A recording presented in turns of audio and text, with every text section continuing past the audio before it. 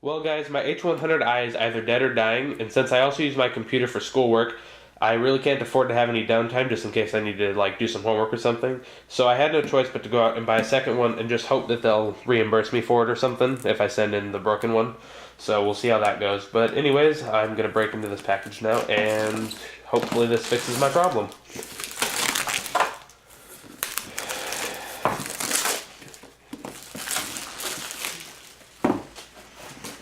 So this box folds open from the side like this, and we've got a whole bunch of pamphlets and kind of advertisements here. So basically this is kind of just an advertising book. It's amazing that we're in 2014 and these still say 2012 on them. You've got a warranty sheet here that describes your warranty, and what I believe is probably going to be an instruction manual on how to install this and stuff, which really isn't too complicated. And then under that piece of foam we've got the rest of the contents. So here we've got our two Corsair fans. They're based on the static pressure fans. They don't have the color rings and the vibration dampeners and stuff in the corners, but they're pretty similar to the SP fans. Then we've got a little bag of cables here. So in this bag we've got our USB connector for connecting the Corsair Link if you want to use that, as well as you have your two fan breakout cables, which you're going to need to use at least one of those to connect your fans, and if you want to do push-pull, you're going to need to use both of those. We've got a little foam bag of plates here, so we'll just pull these both out of here. So here we can see that you have an AMD bracket if you want to mount this on an AMD motherboard and processor. And here you have your Intel hold-down bracket, as well as a backplate if you're using 1150, 1155, or 1366, I believe. 2011 doesn't have a backplate, you just use the front plate that's built in with the shorter screws that are included. So there's your Intel solution.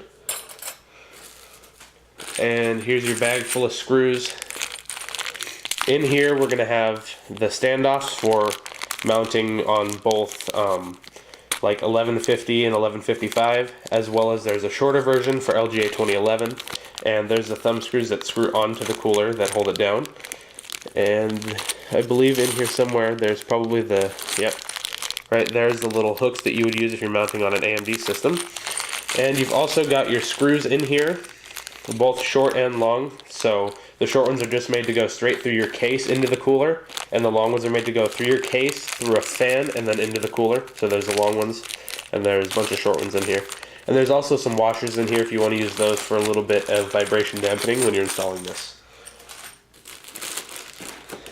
And then I believe the last thing we have in here is the H100i itself. And I'm correct in assuming that, because here we have the radiator of it itself.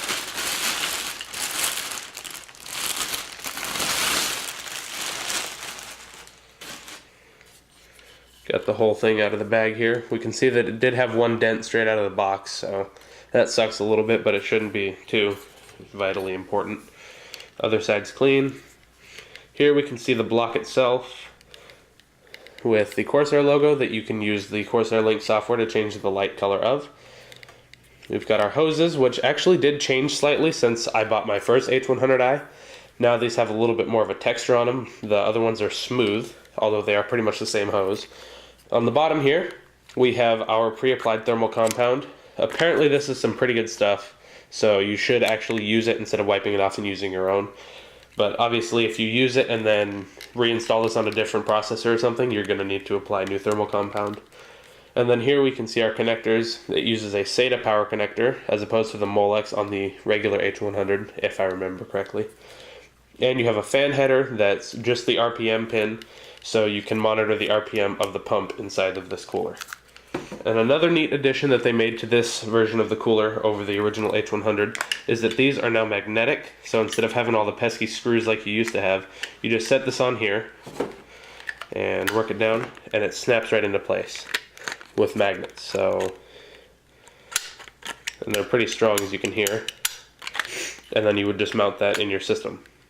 But anyways guys, that's about it for this video. I'm going to go install this on my computer now and hope that fixes my problem. So if you enjoyed the video, please do click the like button, as that does help me out. Also, leave me a comment about anything that I did well at or anything that I could improve, and if you would like to see more of my videos, then please do click subscribe. Thank you all for watching, and I'll see you guys later.